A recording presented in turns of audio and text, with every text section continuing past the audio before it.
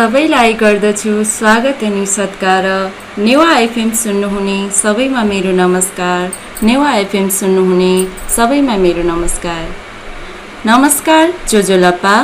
नेपाल भाषा एकाडेमीका निमित्त अनक मिडियाको प्रस्तुति नेवा एफएम 106.6 मेगाहर्ज सुनेर बसिरहनुभएका सम्पूर्ण आदरणीय अभिभावकज्यूहरू र प्यारा प्यारा विद्यार्थी भाइ बहिनीहरूमा सुस्वागतम। म शिक्षक मन्दिरा गुरुङ, जनसेवा माध्यमिक विद्यालयको सामाजिक शिक्षक। अहिलेको यो विषम परिस्थितिलाई मध्यनजर गर्दै कीर्तिपुर नगरपालिकाद्वारा सञ्चालन गरिएको रेडियो शिक्षा कार्यक्रममा यहाँहरूले निरन्तर सक्रिय सहभागिता जनाइरहनु भएको छ होला भन्ने आशा एवं विश्वास गर्दछु।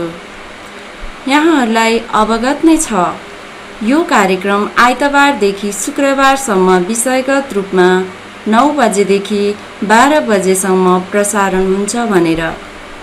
त्यसमा हरेक बिहीबार सामाजिक अध्ययन विषयको कार्यक्रम प्रसारण हुँदै आइरहेको छ।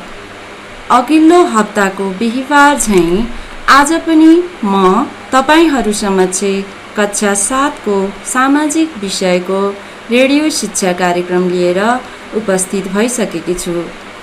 तपाईहरू आफ्नो पाठ्य सामग्री सहित रेडियो सेट नजिकै शान्त वातावरणमा बस्नुहोस् है, अनि ध्यान दिएर सुन्नुहोस्। महत्त्वपूर्ण लागेका कुराहरू टिपोट पनि गर्दै जानुहोस्। आजको यस कार्यक्रममा सक्रिय सहभागिता जनाउनुहोस् है त भाइ बहिनीहरू। विद्यार्थी भाइ बहिनीहरू, गत हप्ता हामीले हाम्रो धार्मिक संस्कार विषयमा केन्द्रित भई छलफल गरेका थियौँ। हिन्दू, बौद्ध, इस्लाम, इसाई, किरात, सिख र जैन धर्महरूको बारेमा छलफल गरेका थियौँ। यी धर्महरूमा के कस्ता संस्कारहरू अवलम्बन गरिने रहेछ भन्ने कुराको जानकारी हासिल गर्यौँ। मैले तपाईहरूलाई गृह कार्य पनि दिएको थिएँ। गृह कार्य गर्नुभयो नि, हैन त? शाबास। गृह कार्य गर्नुभएकोमा धेरै धेरै धन्यवाद। तपाईहरूलाई यो विषम परिस्थितिमा पक्कै पनि एक दिन सहज परिस्थितिमा बदलिनेछ।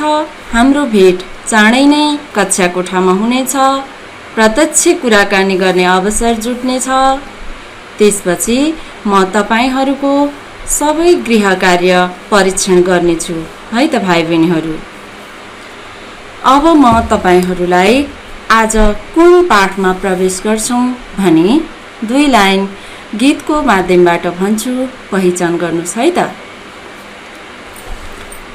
फरक हुन्छ सामाजिक संस्कार जात धर्म अनुसार, सिकाऊ आने सिकाऊ सबले आफ्नो संस्कार, सामाजिक संस्कारलाई सबै मिली जोगाउनु छ।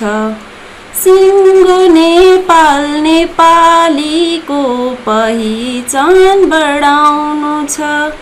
सिङ्गो नेपाल नेपालीको पहिचान बढाउनु छ। भाइ बहिनीहरू, आज हामी कुन पाठ अध्ययन गर्दैछौँ भन्ने थाहा पाउनुभयो त? आज हामी एकाइ 2 हाम्रो सामाजिक मूल्य र मान्यता अन्तर्गतको पाठ 2 हाम्रो सामाजिक संस्कार पाठ शीर्षकमा आधारित भई छलफल गर्नेछौँ। यस पाठ अध्ययन गरिसकेपछि हामी सामाजिक संस्कार पहिचान गर्न र संरक्षण गर्ने कार्यमा सहयोग गर्न सक्षम हुनेछौँ। आज हामीले छलफल गर्ने विषयवस्तुहरू संस्कार, संस्कृति र सामाजिक संस्कारको परिचय, सामाजिक संस्कारका विशेषताहरू, नेपालको संविधानमा धर्म संस्कृति सम्बन्धी रहेको व्यवस्था, सामाजिक संस्कारमा रहेका विकृति वा समस्या र समाधानका उपायहरू।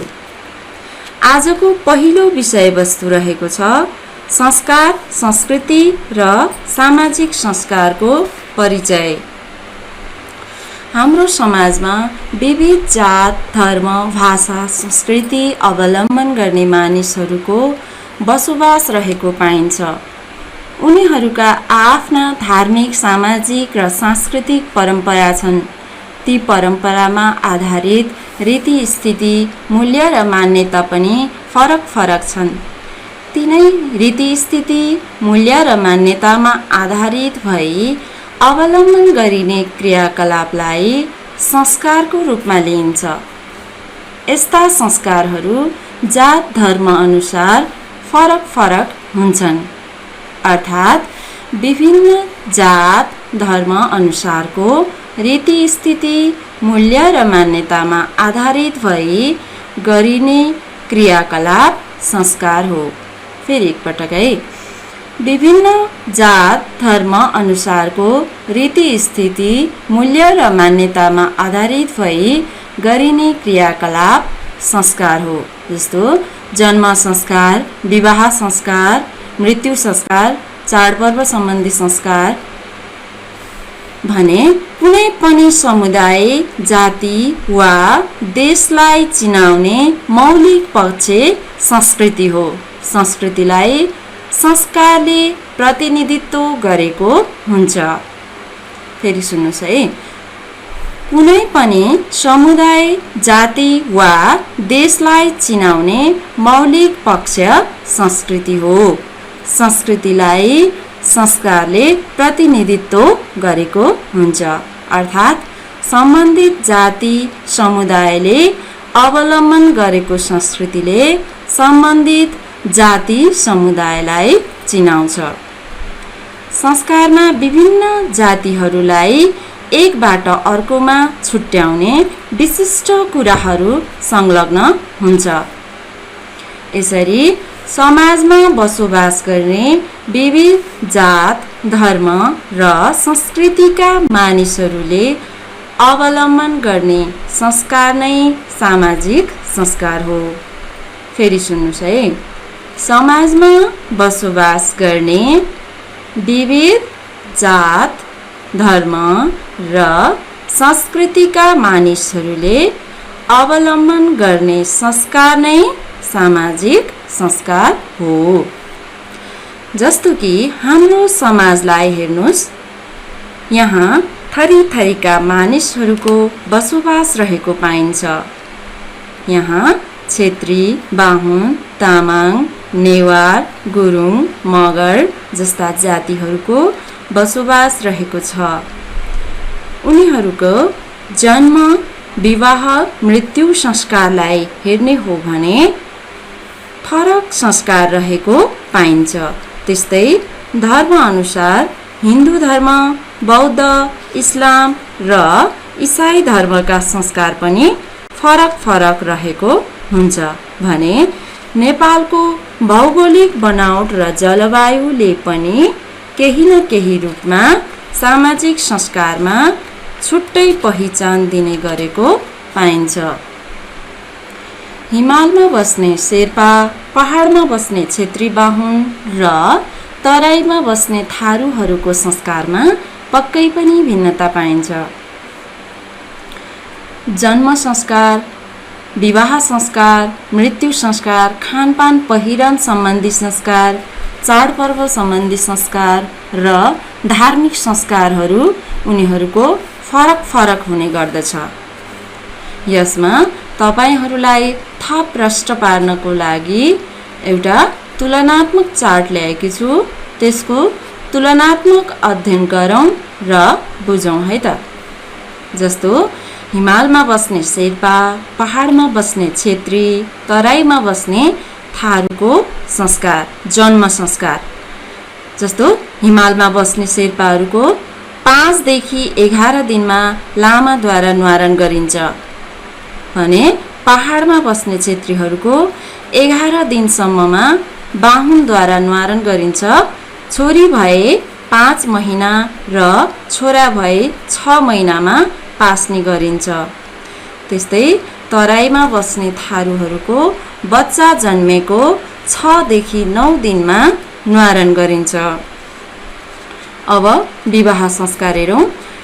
हिमालमा बस्ने शेर्पाहरूको मागी, चोरी, जारी र प्रेम विवाह र पहाडमा बस्ने क्षेत्रीहरूको आफ्नो गोत्र छलेर मागी र प्रेम विवाह गर्ने प्रचलन छ भने तराईमा बस्ने थारूहरूको मागी, जारी र प्रेम विवाह। मृत्यु संस्कार। हिमालमा बस्ने शेर्पाहरूको बौद्ध परम्परामा तेस्रो, 7औं र 11औं दिनमा नापुर कर्म गरिन्छ भने पहाडमा बस्ने क्षेत्रीहरूको मृत्यु संस्कार गर्दा हिन्दू परम्परा अनुसार शव जलाउने र 13 दिनसम्म जुठो बार्ने प्रचलन छ भने तराईमा बस्ने थारूहरूको शवलाई गाड्ने वा जलाउने प्रचलन छ। त्यस्तै हिमाल, पहाड, तराईका शेर्पा, छेत्री र थारूहरूको चाडपर्वमा पनि भिन्नता पाउन सकिन्छ।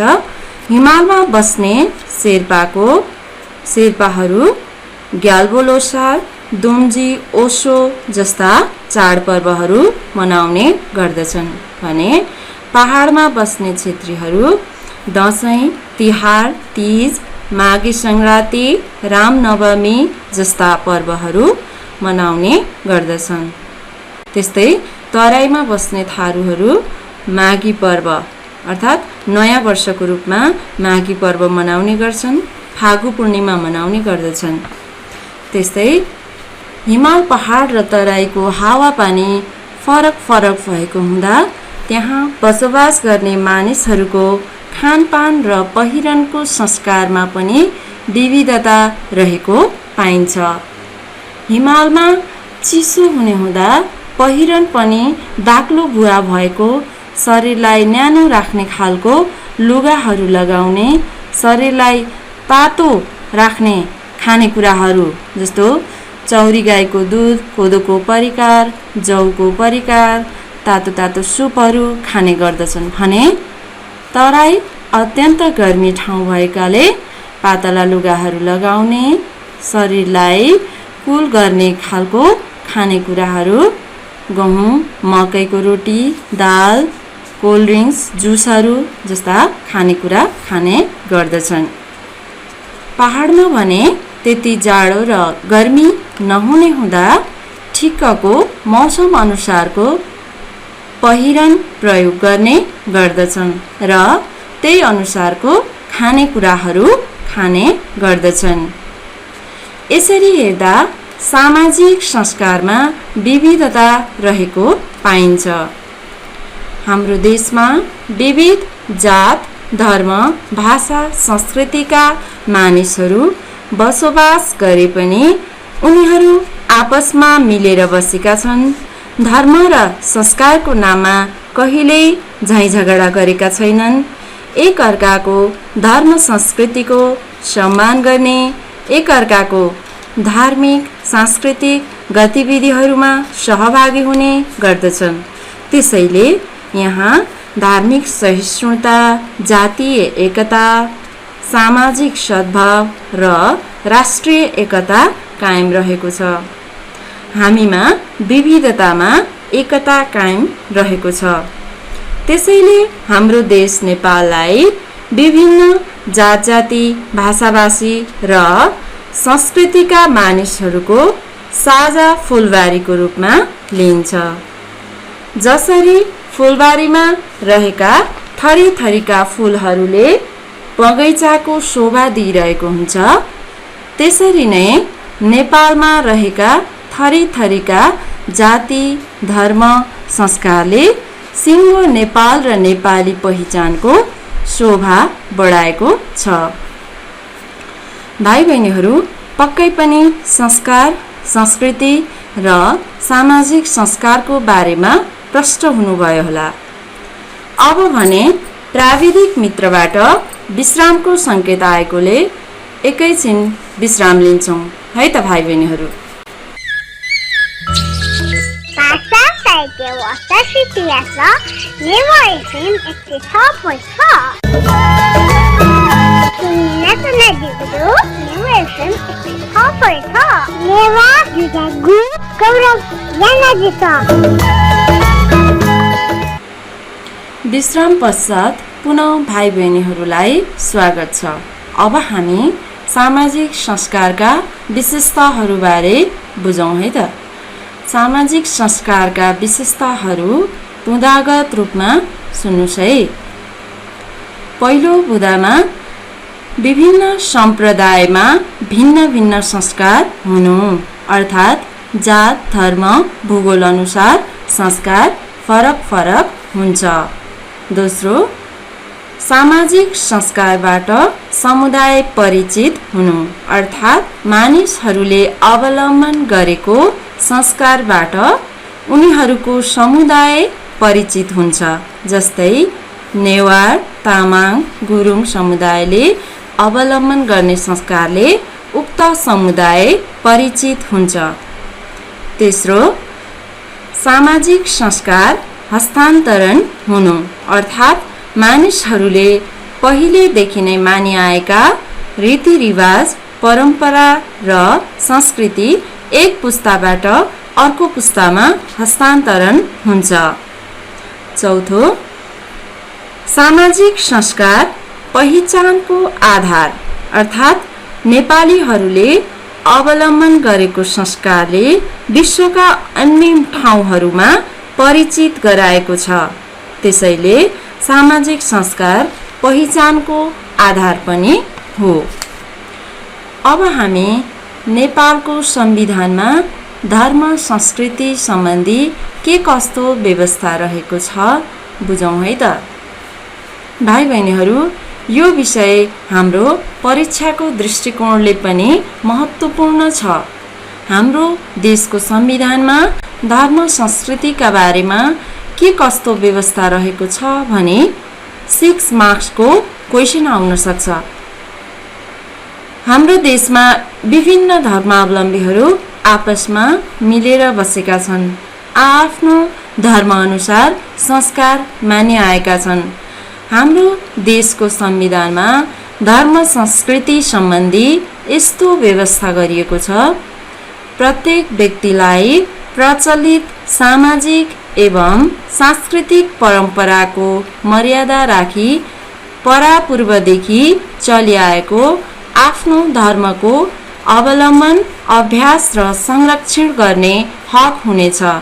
तर कसैले कसैको धर्म परिवर्तन गराउन पाउने छैन र एक अर्काको धर्ममा खलल पार्ने गरी कुनै काम व्यवहार गर्न पाइने छैन। प्रत्येक धार्मिक सम्प्रदायलाई आफ्नो स्वतन्त्र अस्तित्व कायम राखी हाम्रो धार्मिक स्थल र धार्मिक गुठीहरूको सञ्चालन र संरक्षण गर्ने हक हुनेछ। अर्थात् प्रत्येक व्यक्तिले परम्परादेखि चलिआएको आफ्नो धर्मको अवलम्बन अभ्यास संरक्षण गर्न पाउँछ। तर यसमा व्यक्तिले सामाजिक एवं सांस्कृतिक परम्पराको मर्यादा कायम राख्नु पर्दछ। सामाजिक सांस्कृतिक रूपमा अनुशासन कायम गरी यसमा कुनै पनि किसिमको विकृति आउन नदिने किसिमबाट धर्मको अवलम्बन गर्नु पर्दछ। यसरी धर्म अवलम्बन गर्दा जबरजस्ती कसैले कसैको धर्म परिवर्तन गर्न पाउँदैन। अरूको धर्ममा डिस्टर्ब गर्ने खालको कुनै पनि काम कारबाही गर्न पाइँदैन। आफ्नो धर्म अनुसार कुनै पनि धार्मिक सम्प्रदायले धार्मिक स्थल धार्मिक गुठीहरूको सञ्चालन गर्ने र त्यसको संरक्षण गर्न पाउने हक हुनेछ। त्यसैले हामीले जुनसुकै धर्म माने पनि सामाजिक मर्यादा र अनुशासनभित्र रहेर मान्नुपर्छ। अरू धर्मको बारेमा गलत प्रचार प्रसार गर्ने र कोही कसैलाई पनि तपाईले यही धर्म मान्नुपर्छ भने जबरजस्ती गर्न पाइँदैन। नेपालको संविधानमा धारा 26 मा धार्मिक स्वतन्त्रताको हकलाई व्यवस्था गरेको छ। पक्कै पनि नेपालको संविधानमा धर्म सम्बन्धी भएको व्यवस्थाबारे तपाईहरूले बुझ्नुभयो। अब सामाजिक संस्कारमा के कस्ता विकृतिहरू छन् र त्यसको कसरी समाधान गर्न सकिन्छ भन्नेबारे छलफल गरौँ है त। हाम्रो सामाजिक संस्कारमा केही समस्या, विकृति र अन्धविश्वासहरू पनि रहेको छ, जस्तै छुवाछुत, जातीय भेदभाव, लैङ्गिक भेदभाव आदि समस्याहरू छन्। त्यस्तै विभिन्न संस्कारका काम गर्दा अनावश्यक फजुल खर्च गर्ने, भोज भतेर गर्ने, देखासेखी गर्ने आदि जस्ता विकृतिहरू रहेका छन्। त्यस्तै देउकी प्रथा, झुमा प्रथा, बलि प्रथा जस्ता प्रथाहरू कुसंस्कारको रूपमा रहेका छन्। यस्ता समस्या, विकृति र कुसंस्कारलाई क्रमशः कम गर्दै संस्कारको संरक्षण र सम्वर्धन गर्नु हामी सबैको कर्तव्य हो। यसको लागि जस्तै छुवाछुत, जातीय भेदभाव र लैङ्गिक भेदभाव हटाउन सचेतना कार्यक्रमहरू सञ्चालन गर्ने, प्रचलित कानुनको बारेमा जानकारी गराएर तदनुरूप कारबाही गर्न सकिन्छ।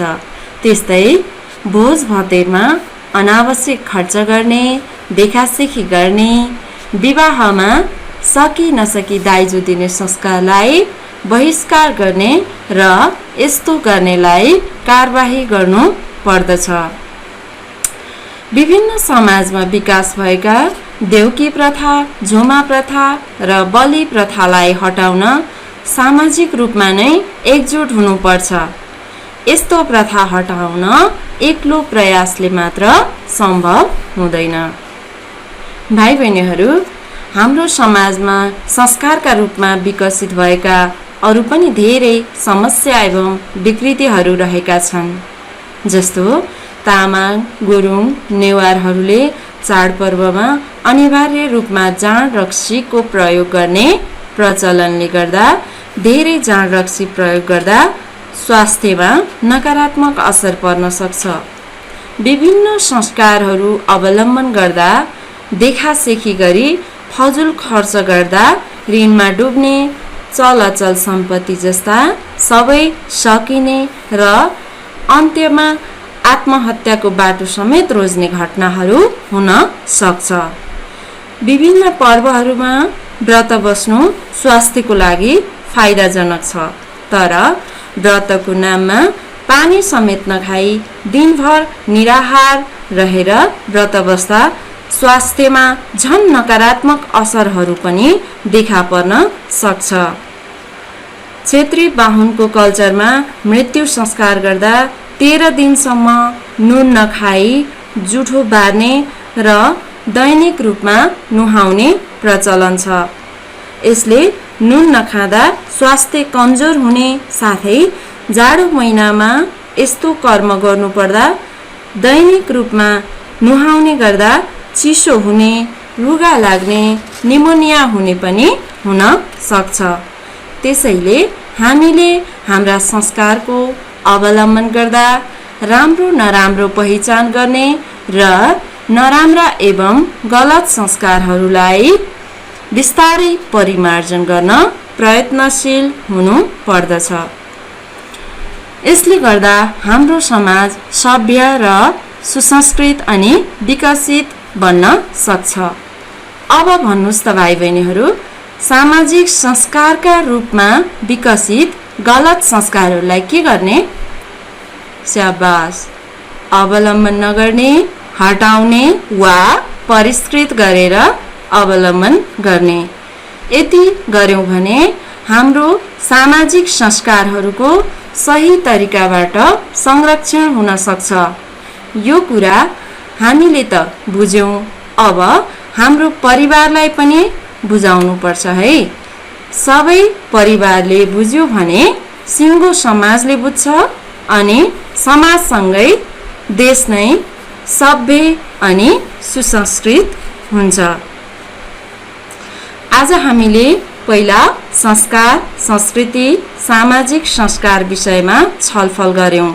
त्यसपछि दोस्रोमा सामाजिक संस्कारका विशेषताहरू, तेस्रोमा नेपालको संविधानमा धर्म संस्कृति सम्बन्धी रहेको व्यवस्था र चौथोमा सामाजिक संस्कारमा रहेका विकृति वा समस्या र समाधानका उपायहरू विषयमा छलफल गर्यौं।